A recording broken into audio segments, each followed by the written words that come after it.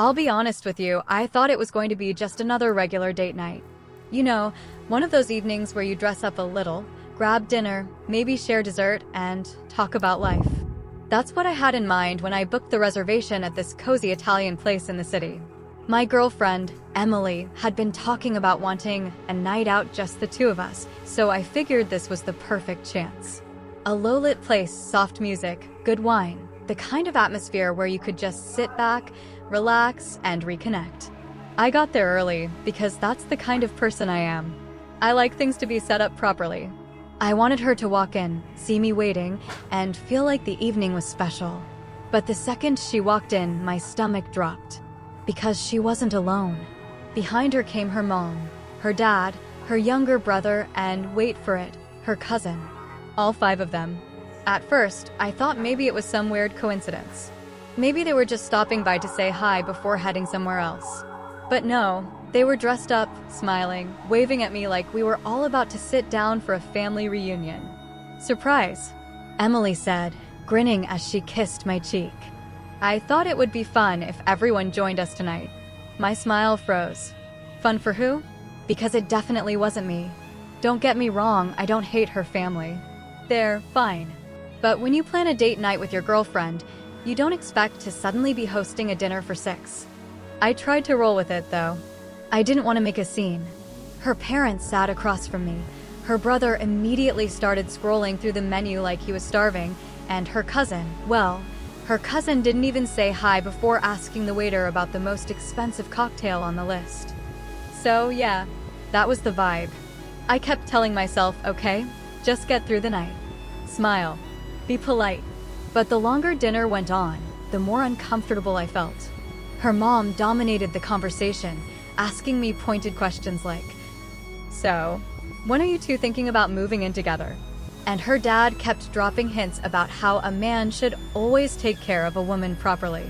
Meanwhile, Emily, she just kept laughing, sipping her wine, acting like this was the best idea she'd ever had. Fast forward about 2 hours. Plates are cleared. Everyone's had their drinks, appetizers, entrees, desserts, the whole 9 yards. Honestly, I barely ate because my stomach was in knots the whole time. Then the waiter comes back with the little black folder. You know the one. The bill. He places it neatly by my hand, almost like he already knew who was supposed to be paying. And that's when I saw Emily's eyes flick to me. She gave me this expectant little smile, like, well, aren't you going to handle it? I opened the folder. Almost $400. My brain went silent. $400 for a night that wasn't even supposed to be mine to host. I looked at Emily. She just raised her eyebrows, waiting. Her mom leaned back, almost smug, like she already knew what was about to happen. And suddenly I realized I wasn't on a date. I was being tested. That's when I made a choice. I closed the folder, slid it across the table toward Emily, and said calmly, "I'm happy to cover dinner for you and me, but I didn't agree to pay for everyone else." Her face froze, like she couldn't process what I'd just said. Her mom let out this sharp laugh. Her brother snorted under his breath. And Emily? She leaned in and whispered through clenched teeth, "A real man wouldn't hesitate." That line, that one sentence, it hit me like a slap. Because suddenly, it wasn't about the bill anymore. It was about respect. And in that moment, I realized just how differently Emily and I saw this relationship. The waiter returned with a smile, balancing a tray stacked with drinks, and as he placed them on the table, I realized I hadn't even ordered one yet. My girlfriend had already requested a bottle of wine, an expensive one at that, without even asking me. Her dad clapped me on the back and said, "You're treating us tonight, right?" I told everyone my daughter finally found a man who can step up. The words hit me like a sucker punch. I managed a polite laugh, but inside I was reeling. Step up? I hadn't agreed to this. I had come expecting a quiet dinner with my girlfriend, not an audition for some role as the family ATM. I forced myself to smile. Well, I'm glad everyone could make it. I wasn't expecting a big group, but it's nice. Her mom gave me this sharp little look, the kind you'd give a child who failed to say thank you. It's nice that you could host us. Family dinners are special. And if you want to be part of this family, you need to understand how we do things. My stomach twisted.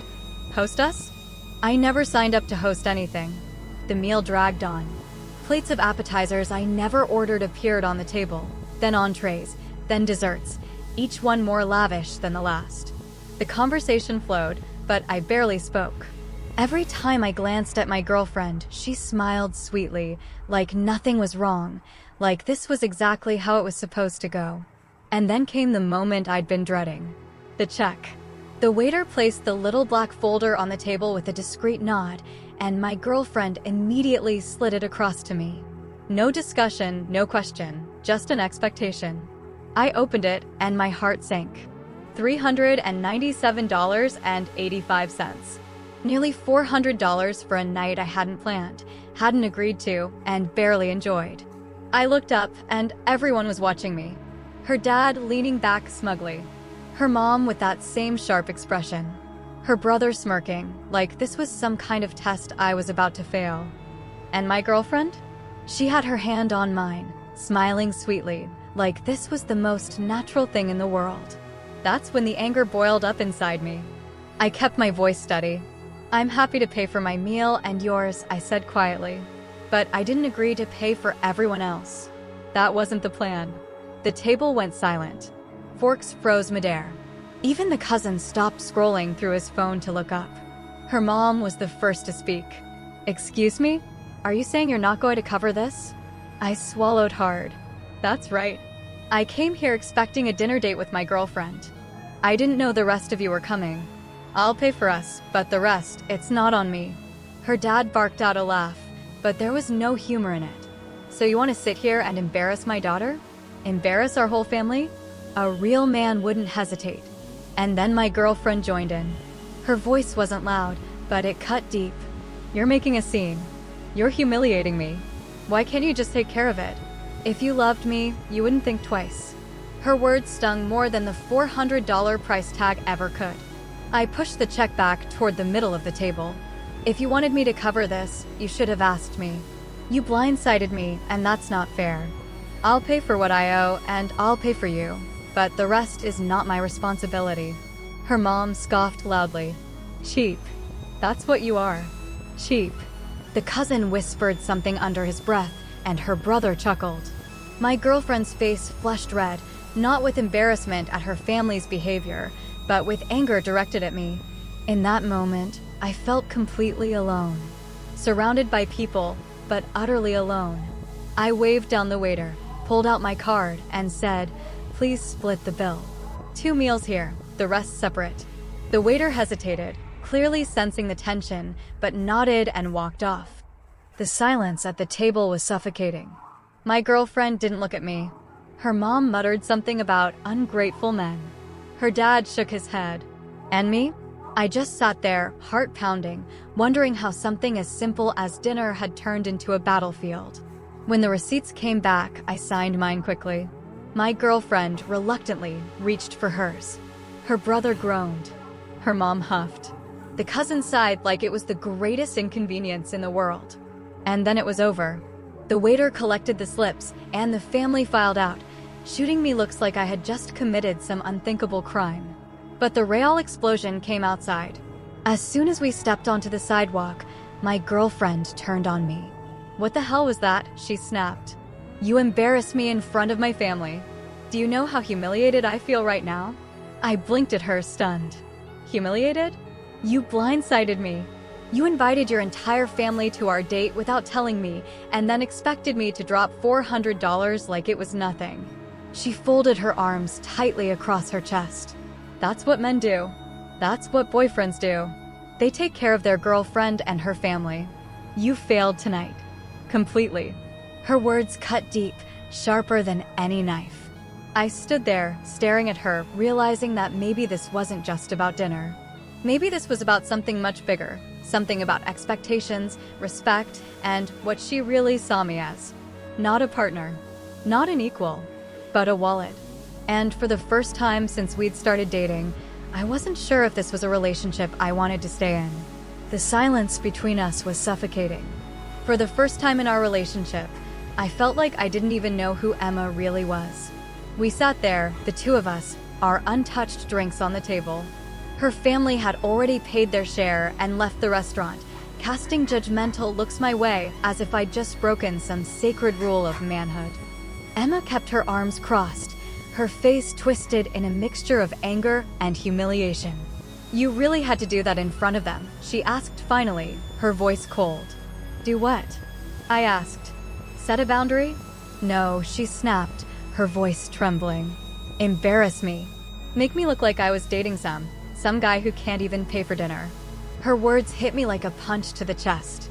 "Emma," I said slowly, trying to keep my voice steady, "I didn't agree to pay for your whole family. This was supposed to be our night. A date. Not a party. Not me playing sugar daddy for 6 people." She rolled her eyes. "You're so dramatic. My dad pays for me all the time when I go out with him. That's just what men do. They take care of the women in their life." I stared at her in disbelief. "So what? I'm supposed to take care of all the women in your family too? Is that how this works?" Her lips tightened. "You're twisting it. You know what I meant." I leaned back in my chair, the frustration boiling inside me. "No, Emma. I think I finally see what you mean. You don't want a partner, you want a provider. Someone to foot the bill. Someone who won't question it." Her face flushed red. She reached for her phone, scrolling furiously as if to distract herself from the weight of my words. "Whatever," she muttered. "My mom was right about you. You don't know how to step up." That sentence, it lingered in the air like poison. Her mom. Her mom was already poisoning her view of me, and Emma was letting it happen. I took a deep breath. "Emma, do you realize how manipulative this whole thing looks? You didn't tell me your family was coming. You just ambushed me, and then expected me to be the hero who swoops in with my credit card like it's no big deal. That's not love. That's not partnership. That's a setup." She slammed her phone down on the table. "You think my family is manipulative? You think I'm manipulative? God, you sound just like..." She cut herself off. "Like who?" I pressed. Her eyes started away. And then she whispered, "Like my ex." That stopped me cold. Her ex. The one she had always described as controlling, as someone who made her feel small. And now, she was lumping me in with him, just because I didn't let myself get taken advantage of. I shook my head in disbelief. "If you think me setting boundaries makes me controlling, then maybe you don't know what a healthy relationship looks like."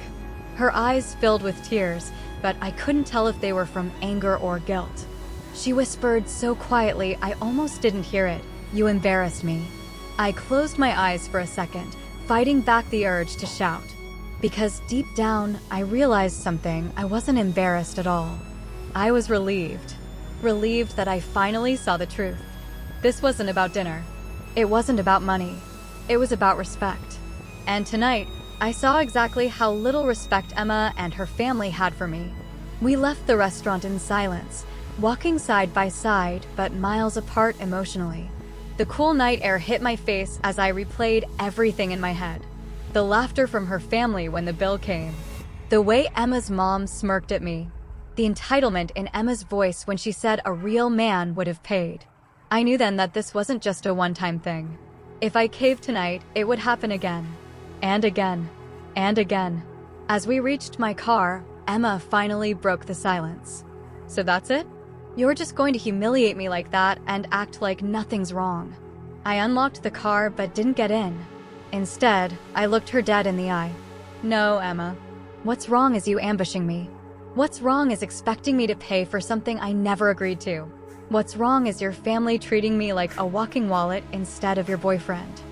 She shook her head, tears rolling down her cheeks now. "You don't get it. You just don't get it." And maybe she was right. Maybe I didn't get it. Because the way she and her family thought about relationships, the way they measured a man's worth, was something I would never understand. I opened the car door and got in, but before I started the engine, I said quietly, "If being a real man means letting people take advantage of me, then I'll happily stay the way I am." The silence that followed was louder than any argument we'd had. And in that silence, one truth became clear. This night wasn't just the end of dinner. It might be the beginning of the end for us. The room went cold.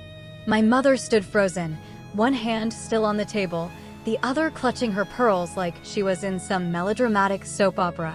My sister's face crumbled, the smugness gone in an instant. She whispered, "That's not true. He's lying." But the fiancé didn't back down. He turned to her with eyes full of betrayal. "Lying." His voice was steady, but you could hear the pain cracking underneath. "Do you really want me to show them the screenshots? The recordings? Or should I tell them what you said about me last weekend?" Gasps echoed around the table. Forks hit plates. My uncle muttered a curse under his breath. My sister's cheeks burned crimson. She reached for him like she could somehow claw the truth back. "Please stop." "Not here." But he wasn't finished. He shoved back his chair, the legs screeching against the hardwood. "No. Here. Exactly here. In front of your family. The people you wanted to impress while you mocked your sister." He looked at me. Directly at me. "I should have listened to you," he said quietly, almost breaking. "I thought you were just jealous, but now I see you were the only one who saw through her." My throat tightened. For years I had dreamed of this moment, someone, anyone, finally seeing the truth. But instead of joy, I felt sadness. Sadness that it had to come to this. Sadness that the person who was supposed to be my sister had chosen cruelty over love. The silence was unbearable. Then my father stood up. His chair tipped backward, hitting the floor with a thud. "You've humiliated us enough," he snapped, pointing a shaking finger at my sister. "Your games are over." But my sister wasn't done. She screamed, "Don't act like you're innocent. You've always loved her more. You let her get away with everything while I had to fight for scraps." Her words cut the room in half. Eyes darted between me, my father, and her. The truth was pouring out now, not just about her, but about the cracks in our entire family. My fiancé, the man she had just mocked, took a deep breath. He turned to me again. His voice was softer this time. "I can't marry her. Not now. Not ever. And if you want to hate me for being blind, I'll understand. But I need you to know you didn't deserve this. None of it." He reached for my hand across the table. And for the first time that night, all eyes were on me, not as the family shadow, not as the scapegoat, but as the person with the power to decide what came next. And in that moment, I realized something. This wasn't just about my sister. It was about me finally standing up, finally claiming my voice after years of being silenced. So I stood. My knees were shaking, but my voice was steady. "I'm done being your punchline. I'm done letting you destroy every good thing in my life because you can't handle your own emptiness." My sister's lips trembled. She opened her mouth, but no words came. And then, before anyone could react, the fiancé dropped his final bombshell. "You want to know what she said about all of you?" His voice sliced through the silence. "She called you pathetic. She said this whole family was nothing but a stage for her to play queen. That she was marrying me for money, not love. And she laughed about it." The room erupted. My aunt shrieked. My cousin stormed out. My mother collapsed back into her chair. And me? I just stood there, finally free, finally unafraid, watching the house of cards my sister had built collapse right in front of her. But little did I know, this was only the beginning. Because what happened next would change everything. The courtroom was cold that morning. Not just the air, though the AC blasted hard enough to make my skin prickle, but the way every eye seemed to pierce me. My parents sat stone-faced at the front, their expensive lawyer flipping through notes like he was about to crush me. But I wasn't the scared daughter anymore. I was the woman they underestimated. When the judge called my case, I stood tall. My lawyer whispered, "Remember, stay calm. Truth is on your side." The opposing counsel started strong, painting me as ungrateful, rebellious, and delusional. He said I was fabricating stories to destroy my own family for money. I almost laughed. Money? That was never what this was about. When it was my turn, I walked to the witness stand. My hands trembled slightly as I took the oath, but my voice was steady when I spoke. "Your Honor, my family has spent years hiding behind wealth and reputation. They thought no one would ever challenge them. But what they did wasn't just cruel, it was illegal. They used fear, manipulation, and intimidation to strip me of my rights. I am not here for revenge. I am here for justice." The courtroom was silent. Even my father leaned back, his jaw tightening. Then my lawyer brought out the evidence. The signed documents they tried to bury. The false testimonies they pressured relatives into giving. And finally, the audio recording, my father's own voice saying, "We'll make sure she never speaks again. She's not family unless she obeys." The judge's eyebrows shot up. The jury shifted uncomfortably. My mother's hand flew to her mouth. She hadn't known I had that recording. I glanced back at them, and for the first time in my life, I didn't feel like their scared little girl. I felt powerful. When the session ended, the judge said the words I'd been waiting for. The plaintiff has shown substantial evidence. Temporary restraining orders will be granted. Full hearings for damages and restitution will proceed. I walked out of that courtroom lighter than I'd ever felt. Weeks passed, and while the legal battles continued, something shifted. My parents stopped showing up to hearings. Their lawyer grew more desperate. Whispers in the community began to spread, not about me, but about them. The perfect mask of their reputation was cracking. And then, it broke completely. A news outlet picked up my case. Suddenly, the whole city knew. Families that once admired my parents looked at them with disgust. Their so-called friends stopped answering their calls. Karma didn't just knock on their door, it moved in permanently. But what about me? For the first time in years, I was free.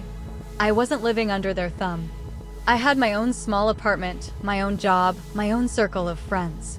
Life wasn't perfect, but it was mine. One evening, as I sat on my balcony watching the sunset, I got a call from an unknown number. Against my better judgment, I answered. It was my mother. Her voice was soft, almost broken. We lost everything," she said. "The businesses, the house. Your father's health is failing. We need you." I closed my eyes. For a moment, the old guilt tried to creep back in. The part of me that had always been desperate for their approval whispered, "Maybe this is your chance to fix things." But then I remembered the years of silence, the manipulation, the way they looked me in the eyes and said, "You're not family." I took a deep breath and said, "I hope someday you realize what you did. But I'm not your safety net. Not anymore." And I hung up. It's been months since then. My case is still moving forward, but I've already won the only victory that matters: freedom. My story isn't about revenge. It's about reclaiming my voice after being silenced for so long. And now, I help others like me.